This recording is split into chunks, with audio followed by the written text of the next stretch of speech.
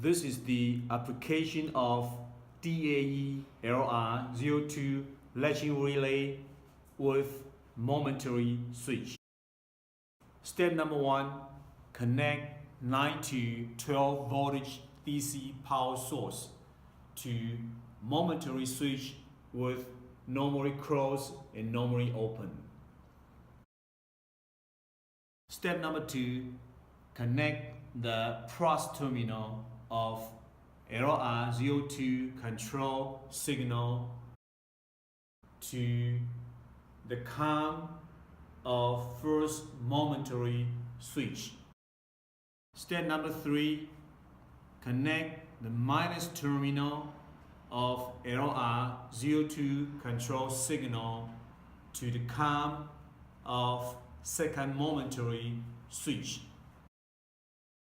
Step number 4, the first momentary switch will be for on of LR02 relay, and the second momentary switch will be for off of LR02 relay.